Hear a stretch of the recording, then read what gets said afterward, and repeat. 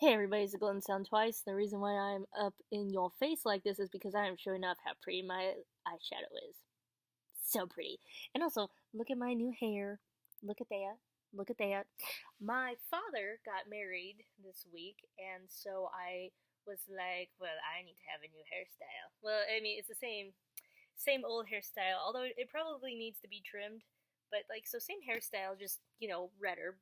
So I go in and I was like, please make me look like a gay Ariel from The Little Mermaid. And so my hairdresser, who is awesome, was like, "Yeah, sure, I got you." So we're doing it, and like getting my hair going, and oh wow, it looks orange. Whoa. Okay, that doesn't work then. Well, you can't see, but this was actually super pink. It was a hot pink. It looks orange when I show it to you, and that's probably because of the lighting. Anyway, so it was a hot pink, and my hair it looked a lot hotter than this, but it was pink. And we looked at each other and we were like, "This is kind of amazing and fantastic, and I love it." But my father will shoot me.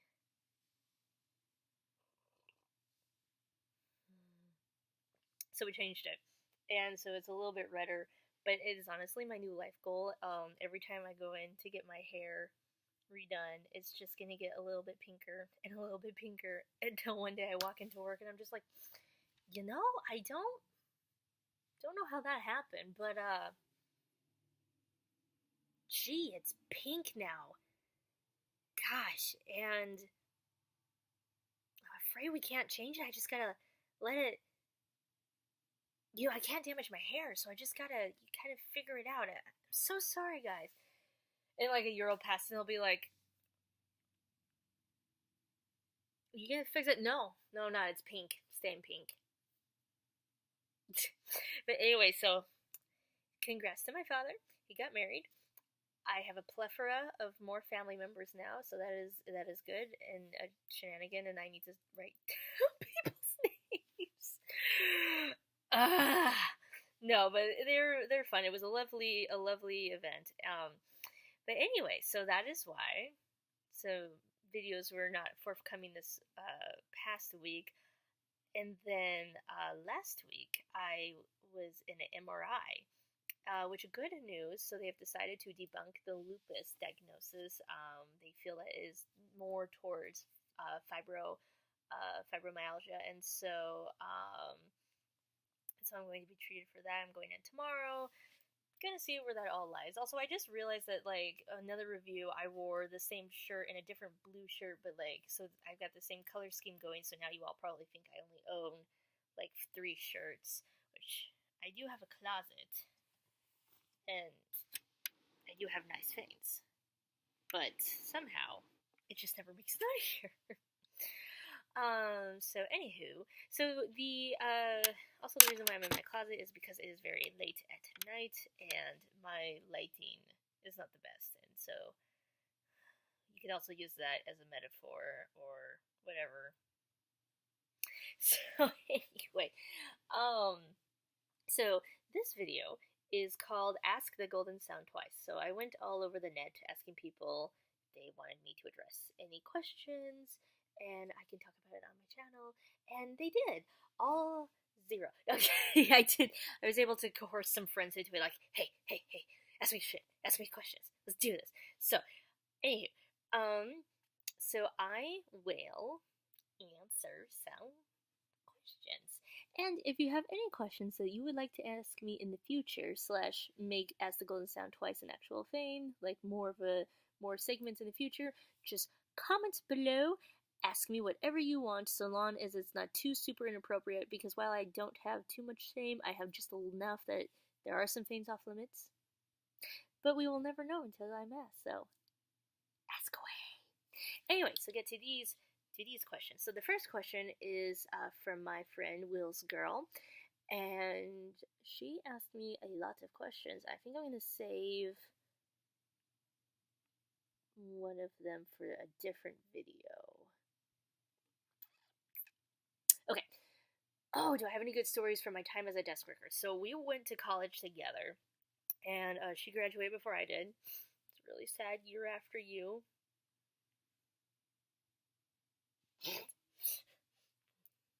Okay, I was sorry. It's late and I'm tired. Anywho,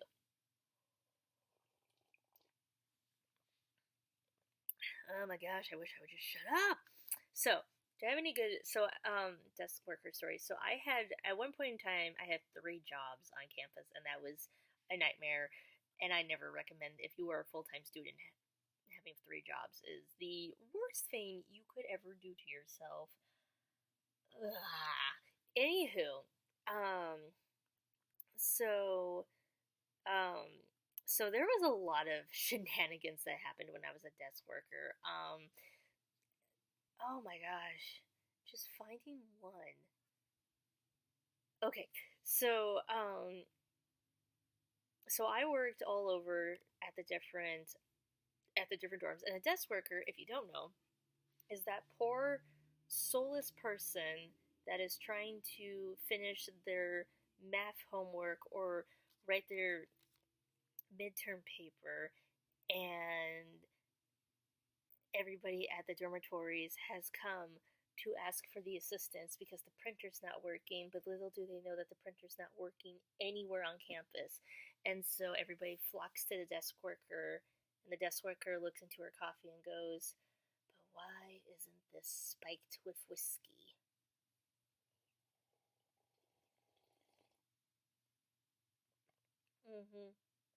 So, um, I usually work the night shifts, which my job was to make sure that undesirable people didn't come in off of campus. There was a lot of, I think every school has this where you've got like a group of humans that are banned from coming back onto your campus for one reason or the other, which isn't really something you think about until you're a desk worker and you're given that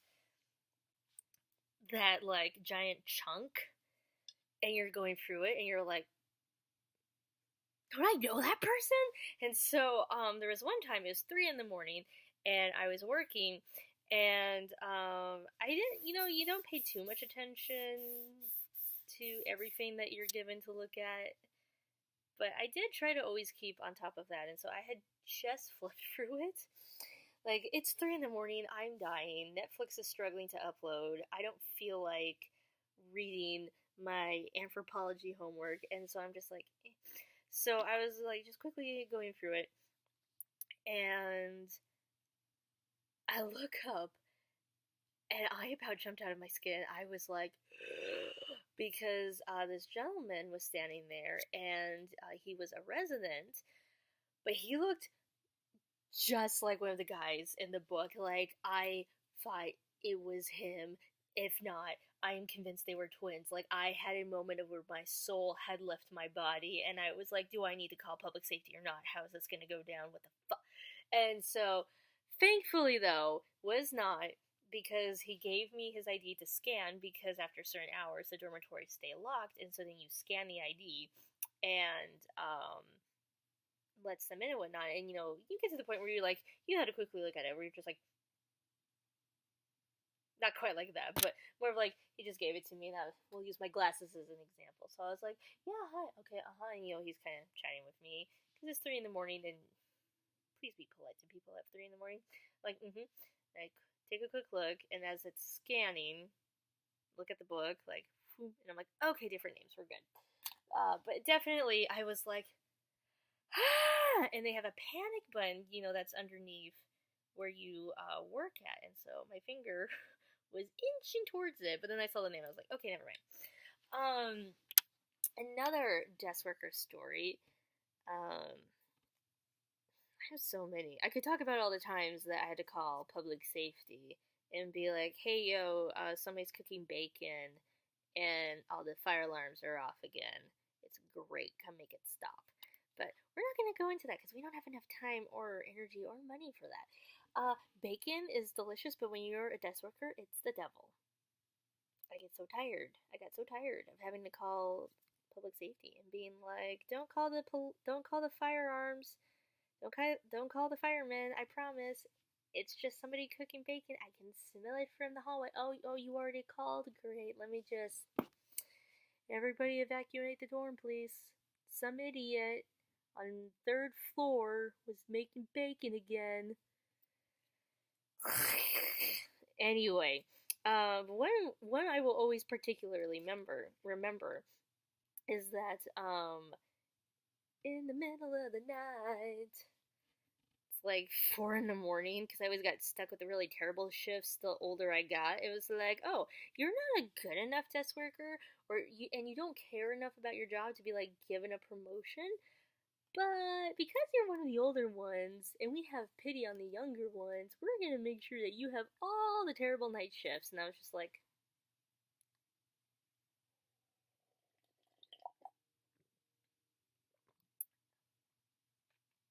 screw you.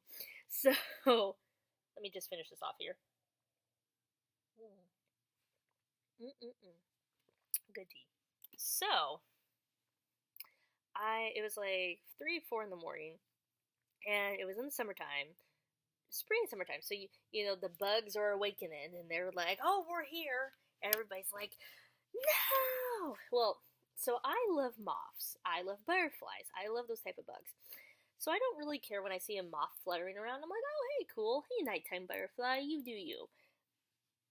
Well, so there's this giant moth fluttering around. I was like, "Hey, nighttime friend." Going back to watching, what was I even watching? I was watching something on Netflix. I just read a paper, and I was like, I'm tired, it's 4 in the morning, time to reward myself, Netflix. And all of a sudden, it was like, I don't know what happened. It was, moths were everywhere. There were 6 giant moths this big, flutter around over my head. They land on you and then they flutter off, and I was just like, what? Like, I love moths, and even I was going. So that was it was a thing. That was a thing. So that is always sticks with me. Because like my supervisor like my supervisor slash a really good friend of mine comes out at like 6-7 in the morning, and she just sees me, and I have like just these dark streaks under my eyes, and they're bulging, and I'm just like, I think I had something over my head, like a jacket or something, and I was just like, and she was just like, it's the moths, isn't it? And I'm like, you could have told me. So that is the answer to that question, Ellen. So thank you for asking. I will answer another question before moving on to somebody else's question. In fact, I think at 15 minutes I'll cut this short and then maybe make another video, or just answer it all in one section. Let's see. Top 5 Redwall characters. Really, Ellen? Really? Do you think I am capable of answering this question? Okay. Top 5 Redwall. It's so hard because, so there's 21 books in the entire series. There's so many different good... Oh, there's so many different good characters.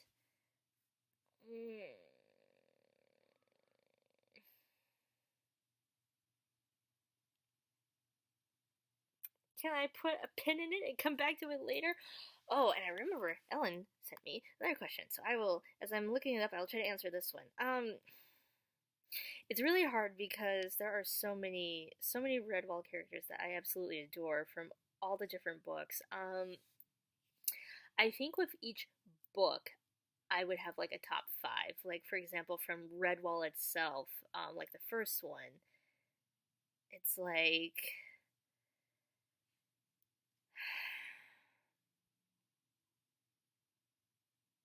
Gosh, and even then I feel guilty for having favorites. Oh, can I just say all of them? You know what? I will make it. You know what, Ellen? I will dedicate an entire video to you answering this question, and I will do a top 10 Redwall character pick and top 10 like character pick, and just for you. Okay.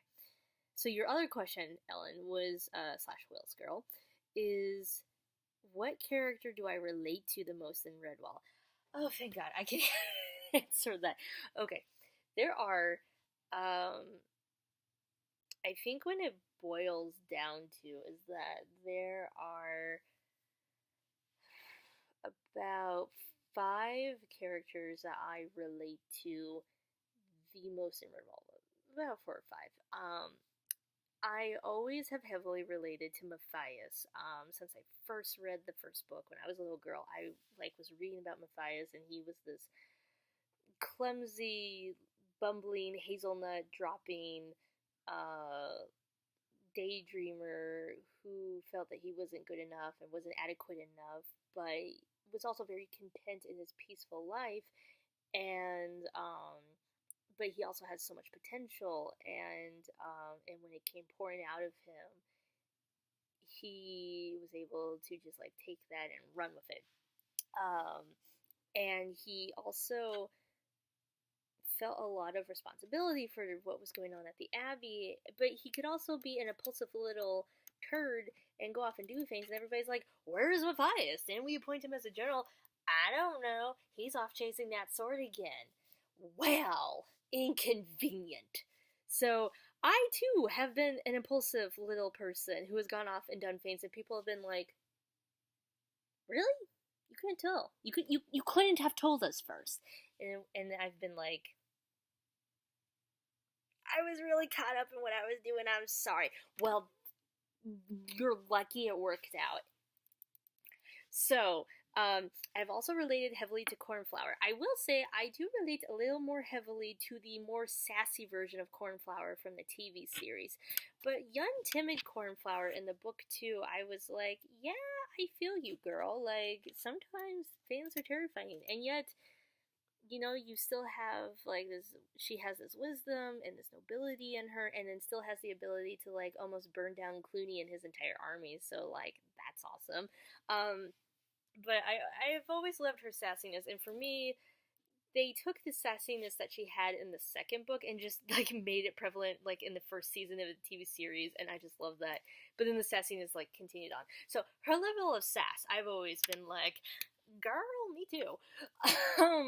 Another character I've always really, really related to, and it didn't really dawn on me until like I had just read it last year. I was reading Mossflower, and Gonf was just being this adorable little pretentious goofball who is a master, a jack of all trades and a master of none, and I'm just like, same, same. But I am not as skilled as he is, nor am I as talented of a singer. So I think more, I feel his level of job, like of jovelness, words. But his level of goofiness, I guess, is like what I relate to. I'm like, yeah, me too, bud. Constance, first of all, let me just say, I wish I was as hardcore as Constance is. I've always felt that same like tired exhaustion in my soul that she has to the situation. She's just she's either a mother to all, exhausted, and needs like a shot of whiskey to deal with everybody, or she's ready to murder everybody. And I'm like, I am all three things. I feel you, but I am none of the coolness. And then another character I've recently discovered I really love is Dottie from Lord Brocktree, and she is dramatic, and I'm like, me too. So those are the characters I relate to, I think, the most in the Redwall series. I've been told there's somebody on Tumblr told me that, however, that they think that I am like Meryl from the Redwall series, which it's been years since I've read that, and it's next on my list. I'm currently struggling through Outcast of Redwall. It's the book I like the least in the series, and quite honestly, I think I'm just going to skim at this point because I am done with it. There is a level of doneness that I am at, and then it is done. So, thank you, Ellen, for your lovely questions, and I love you so much. I don't think I forgot your other question, but it actually is prevalent to, well, yeah, I can quickly answer that. Then I'll move on. So, my other question um, from Ellen um, was which character in TMNT do I relate to the most? So Teenage Mutant Ninja Turtles. I think it's April. She has so much heart, and she's so witty and so driven, and in all carnations, like, has been such an ally and a friend and an advocate to the turtles. And she comes in having her own skills and value sets, and later on she's like, teach me ninjutsu, which I'm like, please, somebody teach me. And I think she's the really type of great friend that you just always want to have on your side, and I hope that I'm that type of friend. And she became a single mother overnight of 4 giant turtles. So, I love her. Anyway, so thanks again, Ellen. I appreciate that. All your awesome questions. So, moving on to Sassatello. It took me 20 minutes because I can't stop talking.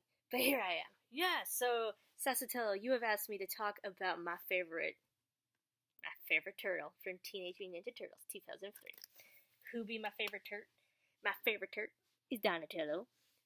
What do I love about him? Everything.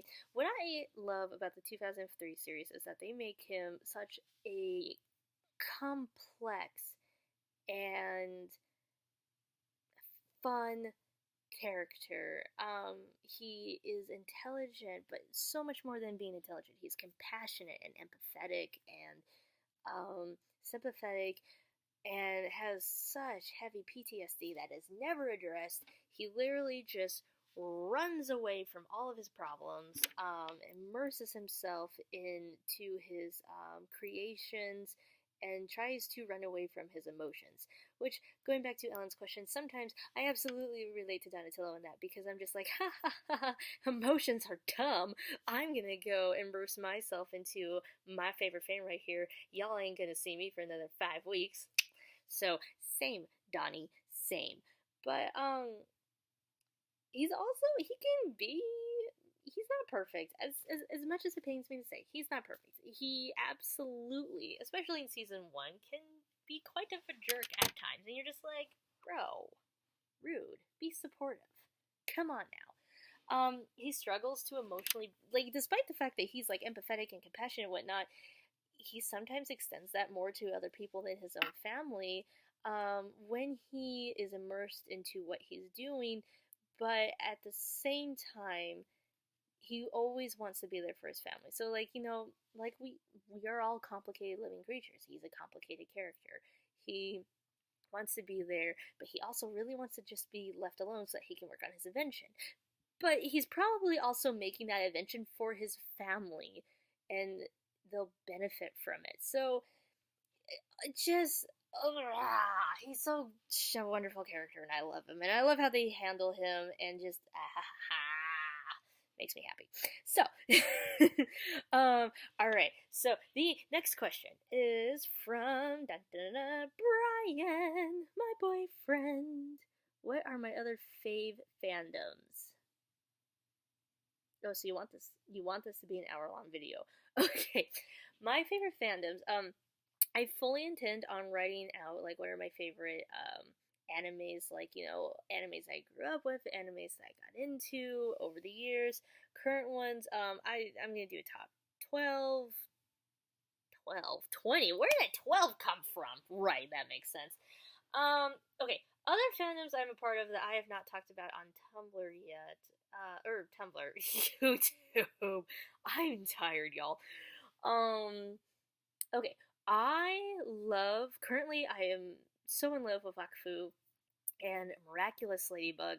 That's awesome. I just got into Biker Mice from Mars. I made a video about it. I'm making more videos about it. It's gonna be great. Other fandoms. Disney. I'm a Disney person, through and through.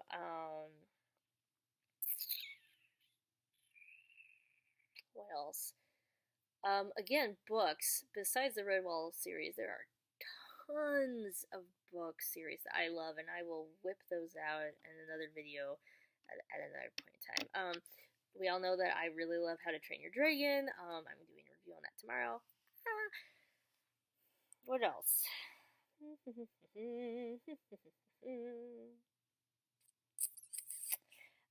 My brain instantly goes back to wanting to talk about anime, but I think it'd be much better just to make a review about that. So, okay, so we have the Disney, we have Miraculous Ladybug, we have Wakfu, uh, Teenage Mutant Ninja Turtles, Spectre Mice from Mars. What am I forgetting? My brain goes Pokemon. I'm like, that's just that is a video all on its own, and that's probably a video I don't even have to make because I feel like there's everybody who's made a Pokemon video. Again, that's anime, so why even? Oh, surprisingly, I actually really love Transformers. Michael Bay movies were interesting. I really like the Transformers animated that came out. Oh gosh, 2007, around that time.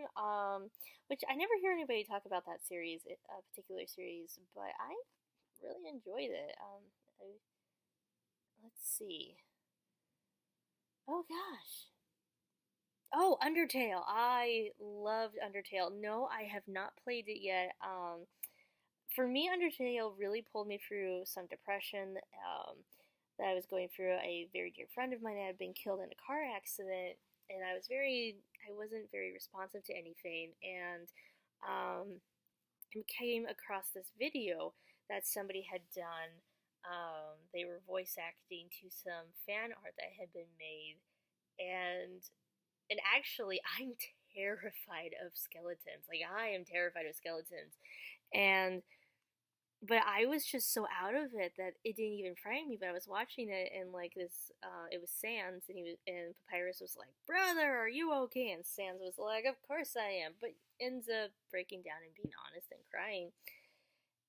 And it just like that love and that compassion that Papyrus had for Sans just really struck a chord with me because it was something that I desperately needed at that time.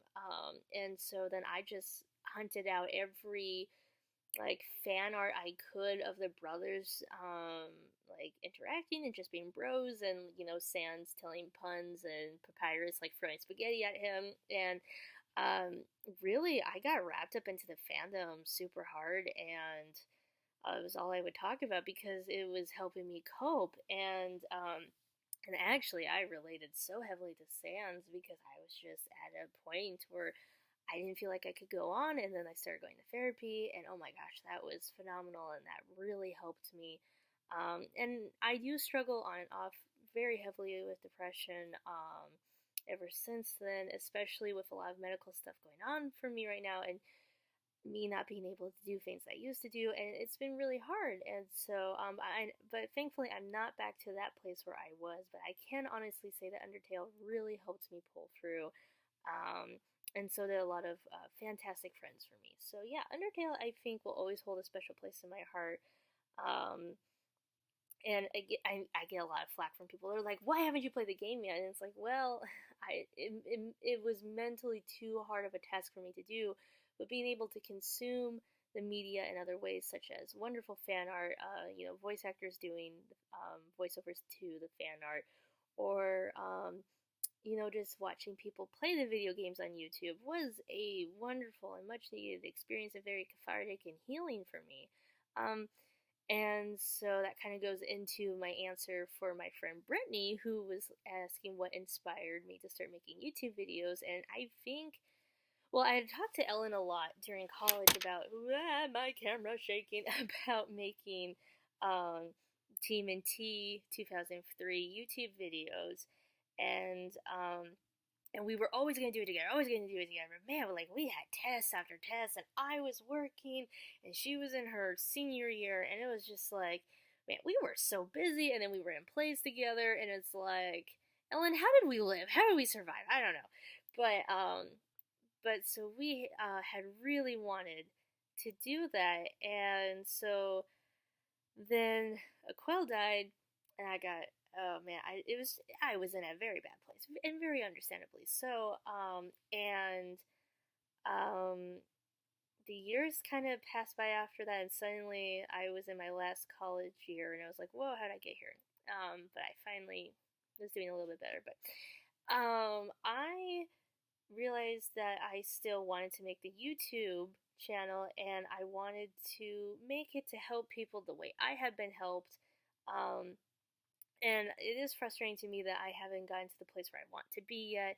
I haven't done all the things that I've wanted to do yet on YouTube, and I still need to learn so much. But ultimately, it was because of my own experience of, a combination of wanting to make reviews and content on Teenage Mutant Ninja Turtles, the 2003 series, and then also because of how healing it had been for me to watch YouTubers interacting with the Undertale fandom and then other fandoms, and the positive thing that that did for me, and I would like to do that for other people. And so, I'm still struggling a lot myself with depression, and so sometimes I'm always like, man, how can I help anybody if I'm still struggling? But it's a learning process, and you can't expect people to be perfect 24/7, and so I think, I still have a long way to go, but I think I can help people along the way as I try. So, okay, and then what inspired the name? By the way, thank you, Sasatello, for your question about talking about Donatello. That was awesome. So what inspired the name of my name? Well, the Golden Sound Twice. So the Golden Sound. So I have a Tumblr that's the Golden Sound, and I forgot my password to it. Now the Golden Sound is because I like to think of my voice, as a golden sound, which anybody can tell you it's not. But let me lie to myself. So I wanted it to be a golden sound, for voice acting. So I was like, I'm so clever as I type up my name on Tumblr. And then I forgot my password, and I was like, well, crap. And so then years later, when I tried to make another Tumblr, I was like, I really liked the golden sound. But then I was like, what can I do? The golden sound twice? And I thought I was great. So that is how I did that. So the next and final question is from Fruitso, and Fruitso wants to know, what writing projects am I working on now? Well, I am working on a novel that was inspired very much by the Redwall series, and I've always been inspired by how Brian Jenks, the author, how he wrote, and his descriptions, and the lovely characters that he made.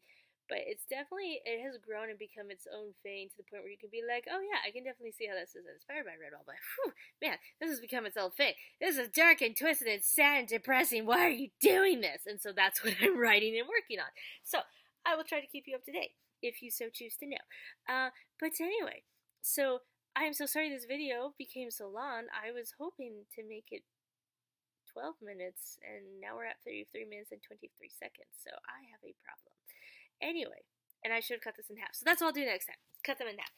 Anyway, thank you guys so much for asking me the questions. I really appreciate it. If you have any questions that you want to ask me, please comment down below, and then I can make another video, and another video, and another video, and then the cycle will never end, and you'll never escape me. Alright, the Golden Sound Twice out.